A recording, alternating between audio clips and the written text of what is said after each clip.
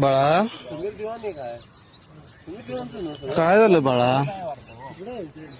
ए सोन्या, अरे माझ्या सोन्या राजा, ए गुलब्या, काय झालं बाळा तुला? तुझं लगीन करायचं आहे? अरे लगीन करूया रे, जरा थांब की, जरा सीझन चालू होऊ दे लग्नाचा. अरे बाळा, ए माझ्या सोन्या, ए बाळा, ए बाळा, अरे बाळा बरोबर रे